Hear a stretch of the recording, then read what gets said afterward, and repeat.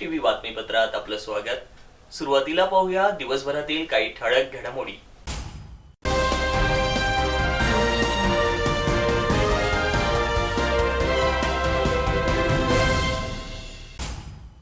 सत्ताधारी सरकार फक्त घोषणाबाजी करणारे, राष्ट्रवादी पक्षाचे विरोधी पक्षनेते अजित पवार यांची टीका। मोहाडी सबस्टेशन कॉलनी घरफोडी प्रकरणातील एकाला मुद्देमालासह अटक।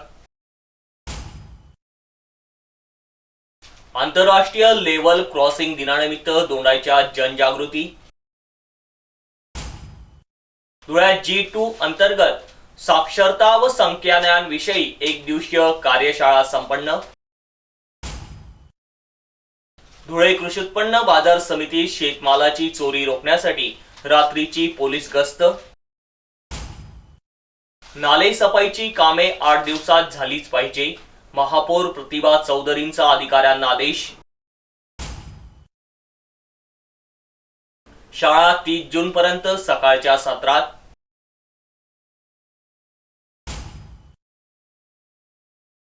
पाऊस पडत नसल्याने शेतकऱ्यांच्या पेरण्या खोळंबल्या। साक्री तालुक्यातील पिंपरखेड येथे नूतन पोस्ट ऑफिसचं अनावरण। धुळे जिल्ह्याच्या विकासाचा आराखडा पथदर्शी ठरावा, जिल्हाधिकारी। सौराष्ट्र कच्छ किनाऱ्यावर चक्रीवादळ धडकले, जोरदार वारे सुरू। धुळे महानगरपालिकेची निर्विजीकरण कामाला पुन्हा संत गती।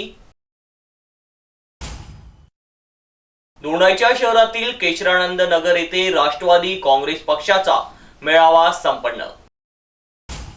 आता पाहूया बातमीपत्र विस्ताराने। राज्यातील शेतकरी समाधानी नाही, कांद्याला भाव नाही। शरद पवार मुख्यमंत्री असताना शेतकऱ्यांचा कांदा निर्यात होत होता, परिणामी त्यांच्या शेतीमालाला भाव मिळत होता। सध्या शेतकऱ्यांना वीज नाही किंवा वीज माफी नाही। महाराष्ट्राचे सरकार केवळ घोषणाबाजी सरकार असल्याची टीका राज्याचे विरोधी पक्षनेते अजित पवार यांनी केली। दोंडाईच्या येथील केशरानंद गार्डनमध्ये राष्ट्रवादी काँग्रेसमध्ये प्रवेशासाठी शेतकरी मेळाव्याचे आयोजन करण्यात आले होते। त्यावेळी विरोधी पक्षनेते अजित पवार हे बोलत होते। याप्रसंगी राष्ट्रवादीचे प्रदेशाध्यक्ष जयंत पाटील, माजी उपमुख्यमंत्री छगन भुजबळ, माजी राज्यमंत्री डॉक्टर हेमंत देशमुख, विधानसभेचे माजी अध्यक्ष अरुणभाई गुजराती, प्रदेश उपाध्यक्ष अनिल गोटे, पक्ष निरीक्षक अर्जुन टिळे, आमदार अनिल पाटील, माजी आमदार रामकृष्ण पाटील, जिल्हाध्यक्ष सुरेश सोनवणे, पूजा खडसे, डॉक्टर रवींद्र देशमुख, जुही पाटील, बापू महाजन, नाना मराठे, महेंद्र पाटील, अमित पाटील, इर्शाद जहागीरदार, किरण शिंदे, किरण पाटील, रणजितराजे भोसले, मनोज महाजन, ज्योती पवारा, पोपटराव सोनवणे, साहेबराव खरकार, ललित वारुळे आदी उपस्थित होते।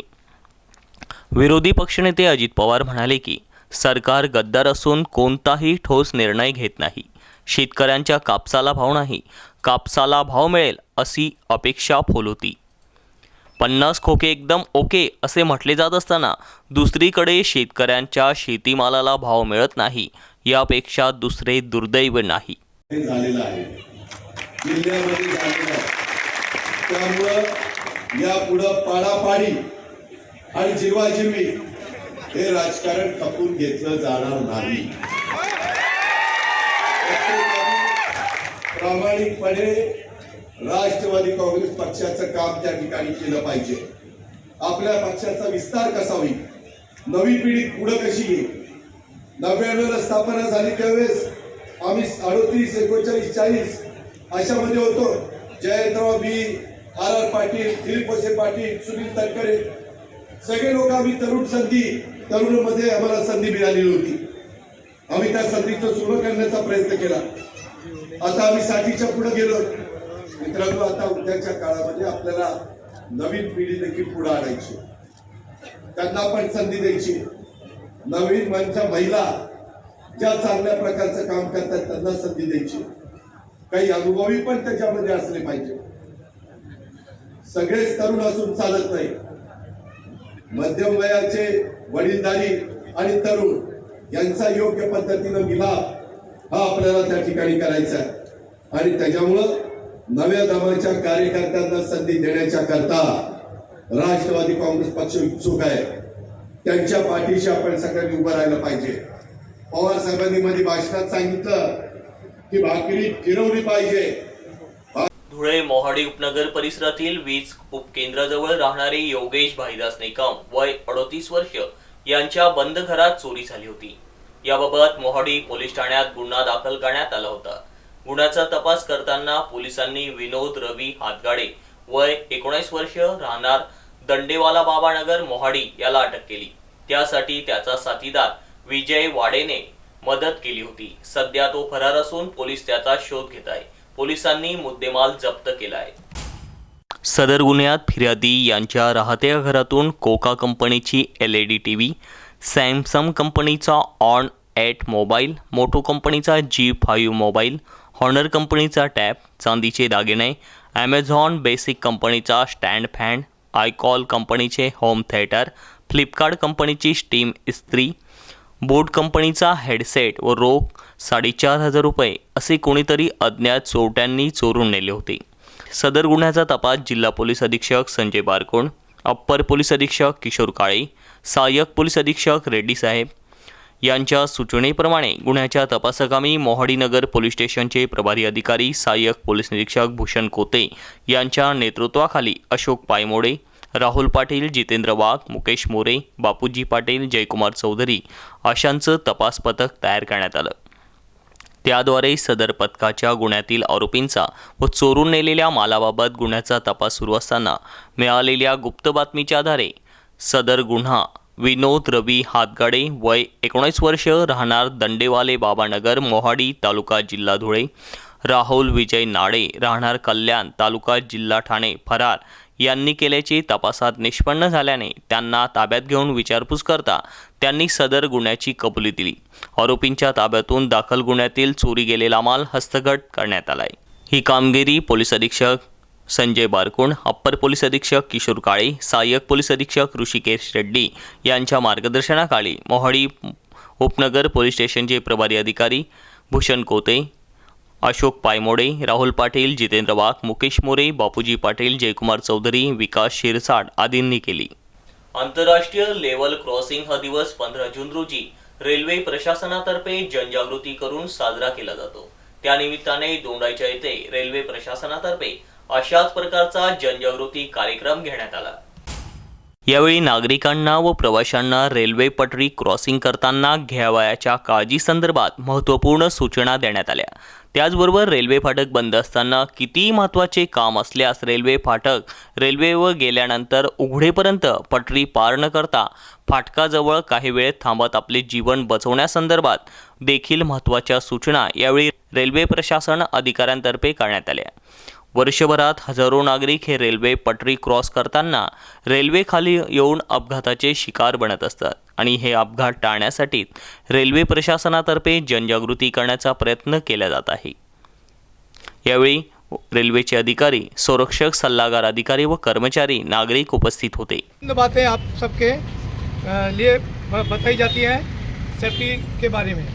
ट्रेन से संबंधित जानकारी, ट्रेन की गति चौड़ाई ज़्यादा होती है, आपकी सोच से कहीं ज़्यादा होती है. ध्यान रखें, यदि आप ट्रेन के सामने आ जाते हैं तो ट्रेन को रोकना एकदम असंभव है. ट्रेन रोकी नहीं जा सकती.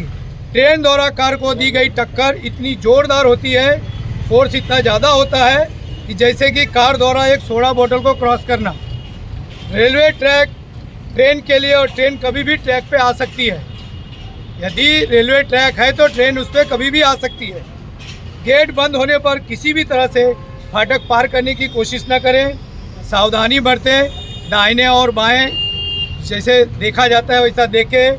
पहले दाएं देखें, फिर बाएं देखें. उसके बाद अगर सुनिश्चित करें ट्रेन नहीं आ रही है और तब रेलवे फाटक क्रॉस करें. अगर फाटक बंद है तो फाटक उठा के जोर जबरदस्ती से कोई वाहन निकालने की कोशिश ना करें.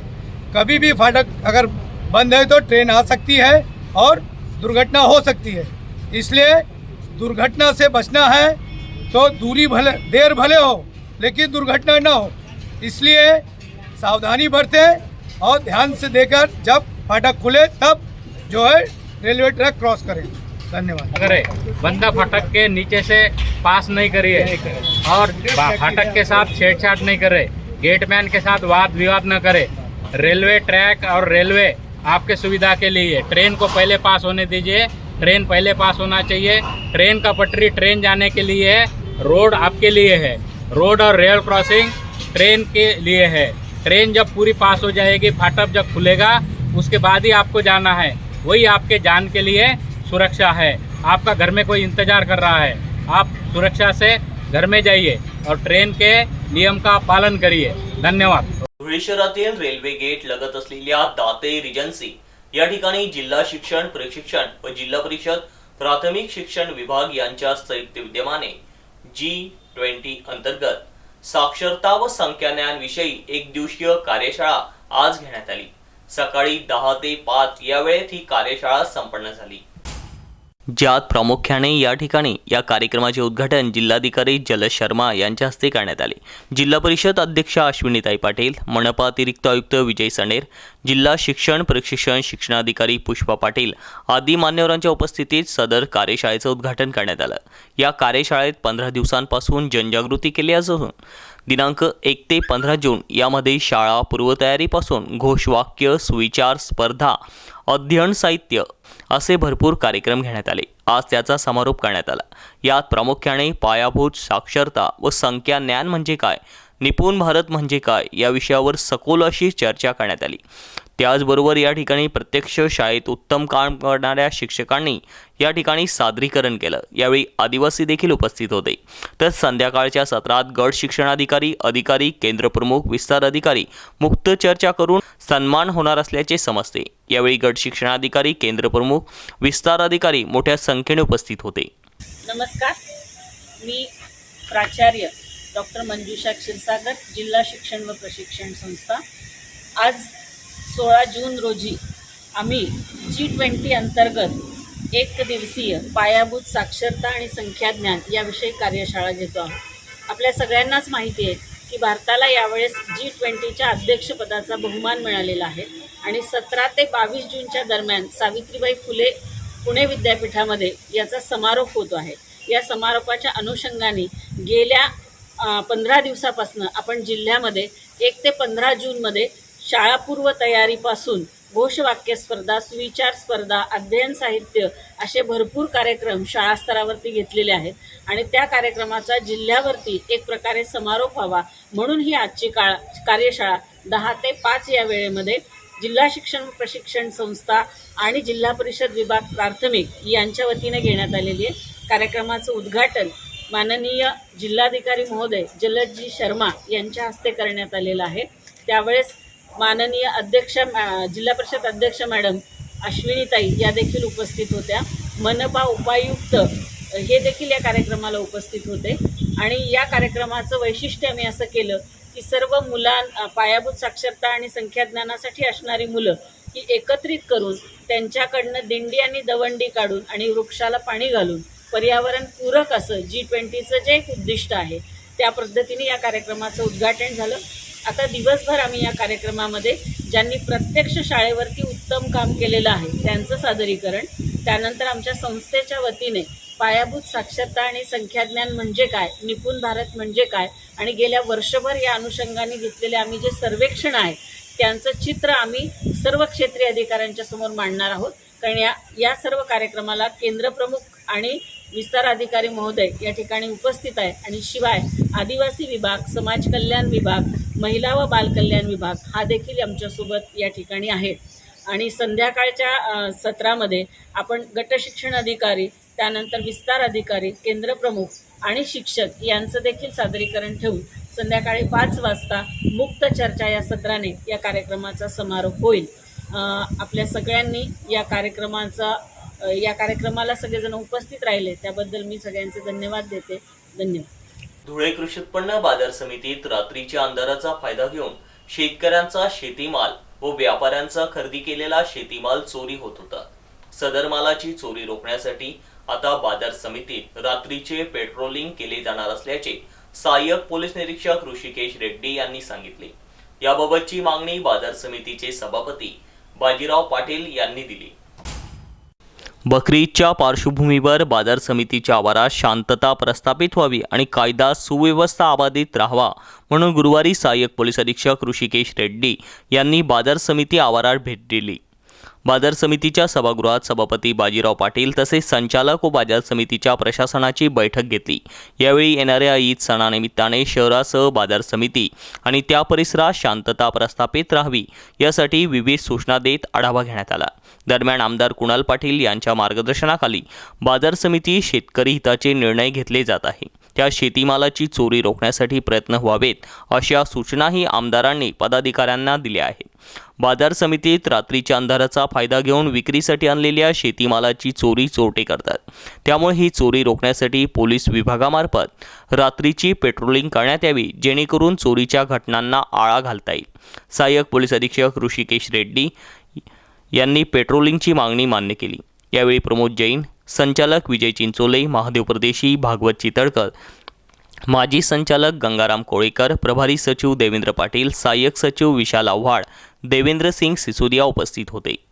पावसाळा सुरू झाला असून अद्यापही नाले सफाईचे काम संथ गतीने सुरू आहे। हे काम येत्या 8 दिवसांपर्यंत पूर्ण झालेच पाहिजे असा इशारा धुळे महानगरपालिकेच्या महापौर प्रतिभाताई चौधरी यांनी दिला असल्याचं वृत्त आहे। धुळे शहरातील नाले सफाई व साथरोग प्रतिबंधात्मक उपाययोजनांचा आढावा घेण्यासाठी गुरुवारी महानगरपालिकेत बैठक झाली। त्यावेळी महापौरांनी हे आदेश दिले। यावेळी आयुक्त विजय सणेर उपस्थित होते। साधनसामुग्री व वाहन उपलब्ध करून द्यावे, नाल्यातून बाहेर काढलेला गाळ तातडीने उचलावा, त्यासाठी 2 शिफ्टमध्ये काम करावे, नाल्यातून काढलेला गाळ वेळेत उचलला नाही तर ठेकेदाराला नोटीस द्यावी, साथरोगांचा फैलाव होऊ नये यासाठी ॲबेटिंग फवारणी करावी, त्यासाठी पथक नियुक्त करावे, तसेच प्रत्येक प्रभागासाठी फवारणीचा कृती आराखडा तयार करावा, 2 फॅगिंग मशीन घ्यावे, पावसाळ्यात नाले तुंबल्यास स्वच्छता निरीक्षकांवर जबाबदारी निश्चित करावी असा इशारा महापौर चौधरी यांनी दिलाय। गुरुवारपासून शाळा सुरू झाल्या असून आता 15 ते 30 जूनपर्यंत जिल्हा परिषदेच्या शाळा सकाळच्या सत्रात भरवण्यात येतील असे पत्रक जिल्हा परिषदेचे प्राथमिक शिक्षणाधिकारी राकेश साळुंके यांनी काढले आहे। गुरुवारपासून नवीन शैक्षणिक वर्षाला प्रारंभ झालेला आहे। प्राथमिकच्या शाळा सकाळी 7 ते दुपारी 12:15 पर्यंत व उच्च प्राथमिक शाळा या सकाळी 7 ते दुपारी 12:30 या वेळेत भरवण्यात येणार आहे। 1 जुलैपासून मात्र शाळा सोमवार ते शुक्रवार या दिवशी प्राथमिक शाळा सकाळी 11 ते सायंकाळी 5 या वेळेत तर उच्च प्राथमिक शाळा सकाळी 11 ते सायंकाळी 5:15 या वेळेत भरतील। शनिवारी सकाळी 7:15 ते 11 अशी शाळेची वेळ असेल असेही पत्रकात शिक्षणाधिकाऱ्यांनी नमूद केलं असल्याचं वृत्त आहे। दरवर्षी मृग नक्षत्रामध्ये पेरणीला सुरुवात होत असते, परंतु यावर्षी अजूनही पेरणीयोग्य पाऊस पडला नसल्यामुळे शेतकऱ्यांच्या पेरण्या खोळंबल्या आहेत। हे चित्र सध्या धुळे तालुक्यात पाहायला मिळत आहे। राज्यात बऱ्याच ठिकाणी पावसाने हजेरी लावली असली तरीही अजून शेतीसाठी पूरक असा पाऊस राज्यात बरसला नाही। हवामान खात्याने देखील जोपर्यंत 50 ते 60% पाऊस पडत नाही तोपर्यंत शेतकऱ्यांना पेरणी न करण्याचे आवाहन केले आहे। मात्र दुसरीकडे मृग नक्षत्रामध्ये पेरण्या होत असायच्या, परंतु पावसाने पाठ फिरवल्याने शेतकरी आभाळाकडे पाहून पावसाची प्रतीक्षा करताय, तर काही शेतकरी पाऊस पडत नसल्यामुळे शेती मशागतीची कामे उरकून घेत आहेत। साक्री तालुक्यातील पिंपरखेड येथे आज 16 जून रोजी नूतन पोस्ट ऑफिसचं अनावरण करण्यात आलं। सदर नवीन पोस्ट ऑफिसमुळे गाव व परिसरातील नागरिकांना व्यावहारिक गोष्टींसाठी सोयीस्कर झाले आहे। या पोस्ट ऑफिसच्या अनावरण कार्यक्रमाप्रसंगी पोस्ट ऑफिसचे प्रवर अधीक्षक सोनवणे साहेब, डाक निरीक्षक Nitin Ahire, post master Dinkar Patil, Nandre BO, postman Mangesh Shinde आदी पिंपरखेड्याचे सरपंच, उपसरपंच व ग्रामस्थ मोठ्या संख्येने उपस्थित होते। जिल्ह्याचा विकास आराखडा तयार करताना सर्व यंत्रणांनी आपल्या क्षेत्रातील शक्ती स्थापनाचा विचार करताना कच्चे दुवेही अधोरेखित करावेत, जेणेकरून जिल्ह्याचा विकास आराखडा तयार झाल्यानंतर तो इतरांसाठी पथदर्शी ठरेल असा आशावाद जिल्हाधिकारी जलश शर्मा यांनी व्यक्त केला आहे। धुळे जिल्ह्याचा विकास आराखडा तयार करण्याबाबत विचार विनिमय करण्यासाठी मुकेश पटेल टेक्नॉलॉजी पार्क, निम्स, बाबुदे, तालुका शिरपूर येथे जिल्हाधिकारी जलश शर्मा यांच्या अध्यक्षतेखाली कार्यशाळेचं आयोजन करण्यात आलं होतं। याप्रसंगी ते बोलत होते। या कार्यशाळेत जिल्हा परिषदेच्या मुख्य कार्यकारी अधिकारी एस भुवनेश्वरी, महापालिका आयुक्त देविदास टेकाळे, अतिरिक्त मुख्य कार्यकारी अधिकारी चंद्रकांत पवार, जिल्हा नियोजन अधिकारी ममता हटकर, निमचे प्राध्यापक doctor Anupam Rastogi, doctor Meena Galiyar, doctor प्राध्यापक राज सुलोचना, प्राध्यापक देसाई, डॉक्टर महेश चौधरी, नितीन मिसाळ आदी प्रामुख्याने उपस्थित होते। पुढे बोलताना जिल्हाधिकारी जलज शर्मा म्हणाले की सन 2027 पर्यंत देशाची अर्थव्यवस्था $5 ट्रिलियन तर राज्याची अर्थव्यवस्था $1 ट्रिलियन पर्यंत नेण्याचे शासनाचे नियोजन आहे। यासाठी प्रत्येक विभागाने आपल्या आराखड्यात सध्या आपल्याकडील उपलब्धता, भविष्यातील गरजा, त्यासाठी आवश्यक असणाऱ्या बाबी यावर भर देणे आवश्यक आहे।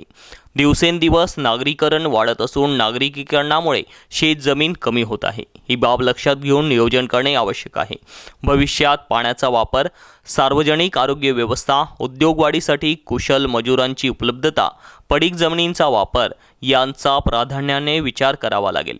श्रीमती एस भुवनेश्वरी मार्गदर्शन करताना म्हणाले की प्रत्येक समस्याला पर्याय असतो, त्यामुळे विकास आराखडा जिल्ह्याचे प्रतिबिंब ठरेल असा असावा।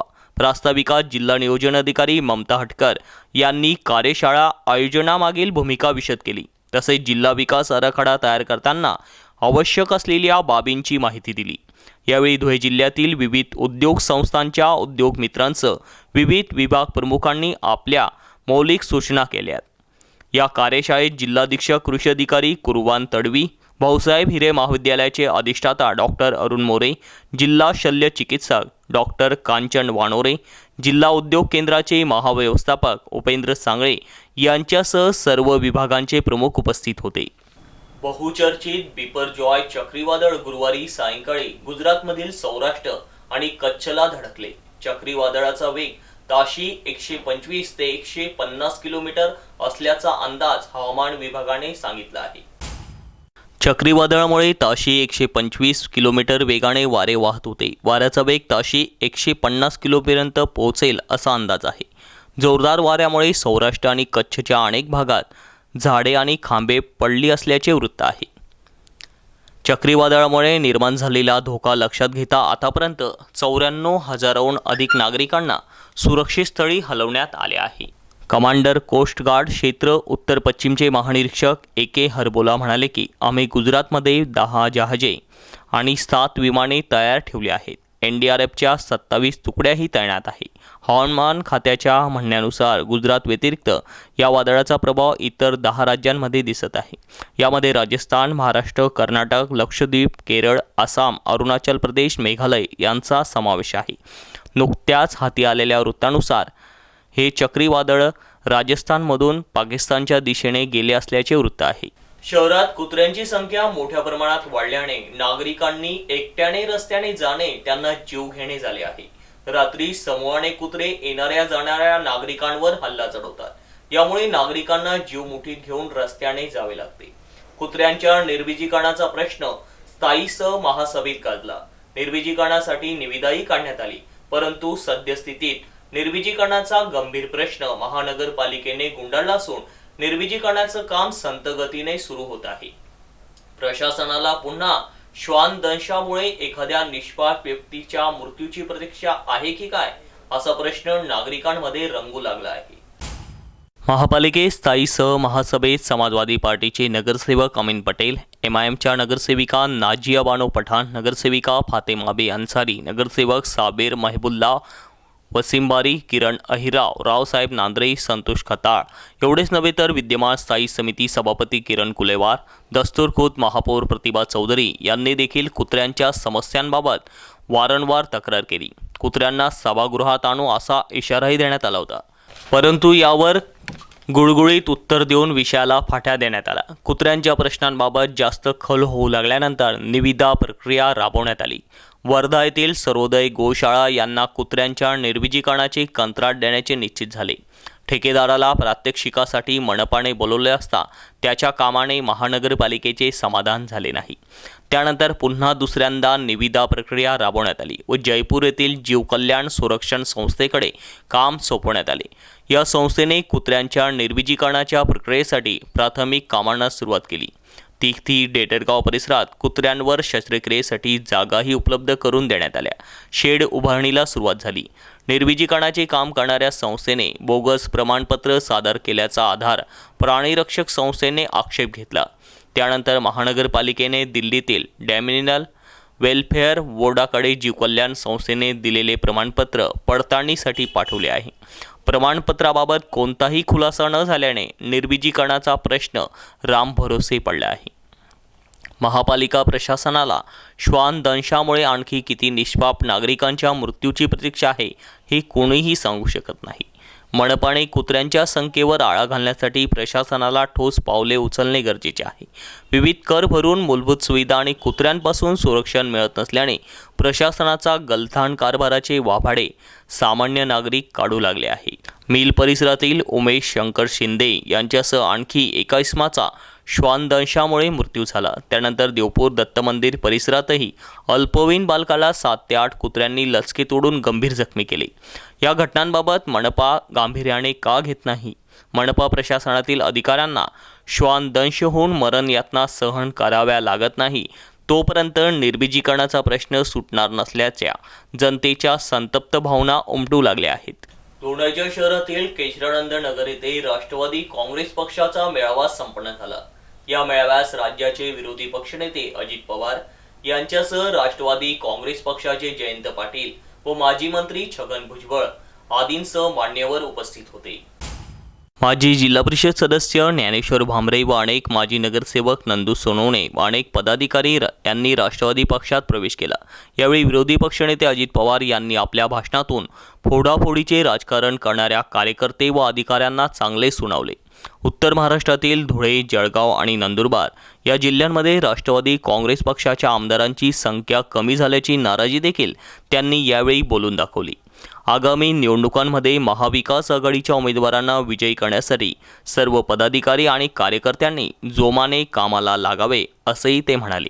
पाडापाडीचे राजकारण करणाऱ्यांची गय केली जाणार नाही अशी तंबीही याप्रसंगी अजित पवार यांनी दिली। जातीय दंगली घडवून पुरोगामी महाराष्ट्रात धर्मांधता पसरवणाऱ्या भाजप सरकारला सत्तेतून बाहेर काढण्यासाठी आगामी निवडणुकांमध्ये महाविकास आघाडीचे सरकार निवडून द्यावे असे आवाहन देखील राज्याचे विरोधी पक्षनेते अजित पवार, जयंत पाटील, छगन भुजबळ यांनी केले। यावेळी त्यांनी कार्यकर्ते आणि पदाधिकाऱ्यांना कामाला लागण्याचे आवाहन केले। तर भाजप जातीय दंगली घडवून महागाई, बेरोजगारी, विकासाच्या प्रश्नांवरून जनतेचे लक्ष विचलित करीत असल्याचा आरोप देखील यावेळी सत्ताधाऱ्यांवर केला।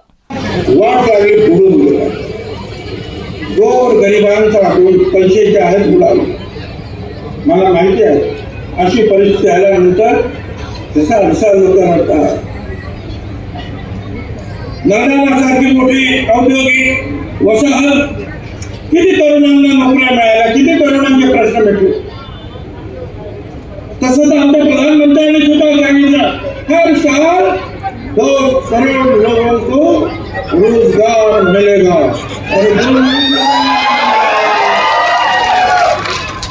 काय करा, हर खिसे में ये पॉकेट में 15 लाख रुपया कुछ नहीं। आम्ही अजून वाट बघतो। उद्योग होते तेही बंद पडले, तुमची नोटबंदी आली आणि अनेक लहान सहान उद्योगांना जे आहे आयुष्यातून उद्योगपतींना उठवण्यात आले। परत काही त्यांची जे आहे त्यांचं पुनर्विचार कार्यक्रमाला गेला तर निधी काय तुझ्या घरचा आहे का निधी घ्यायला? हे सरकार आहे, याच्यामध्ये कुणाची एकट्याची मक्तेदारी दादागिरी आम्ही खपवून घेणार नाही। शेवटी त्या गावचे प्रश्न सुटणारे, त्या गाव विकास होणारे आणि विकास करता आमदार खासदारांनी निवडून जायचं असतं। जिल्हा परिषद, तालुका पंचायत, नगरपालिका, नगरपंचायत इथं लोकप्रतिनिधित्व करतात, परंतु त्या प्रकारे हे सरकार काम करत आहे। 20 जूनला 1 वर्ष होईल यांना, तरी देखील कापूस उत्पादक शेतकऱ्याकडे बघायला तयार नाही. आम्ही कर्जमाफी दिली, त्यांनी त्याच्यामध्ये काही दुसरी भर घातली नाही. सरकार आलं तेव्हा सांगितलं आज दिवसा 20 देऊ. शेवटी पुन्हा एक नजर ठळक घडामोडींवर.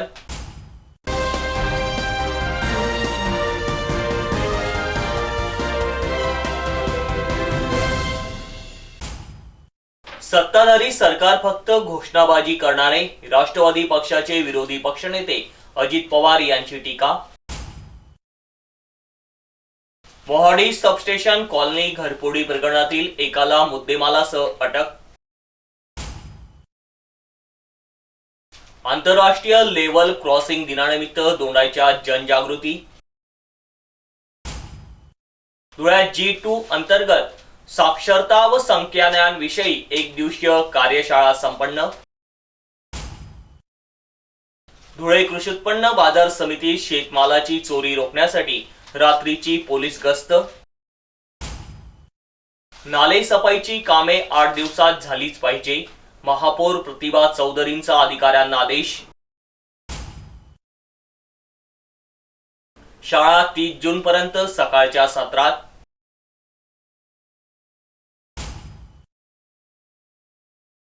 पाऊस पडत नसल्याने शेतकऱ्यांच्या पेरण्या खोळंबल्या. साक्री तालुक्यातील पिंपरखेड येथे नूतन पोस्ट ऑफिसचं अनावरण. धुळे जिल्ह्याच्या विकासाचा आराखडा पथदर्शी ठरावा, जिल्हाधिकारी. सौराष्ट्र कच्छ किनाऱ्यावर चक्रीवादळ धडकले, जोरदार वारे सुरू. धुळे महानगरपालिकेची निर्विजीकरण कामाला पुन्हा संत गती. दोंडाईच्या शहरातील केशरानंद नगर येथे राष्ट्रवादी काँग्रेस पक्षाचा मेळावा संपन्न.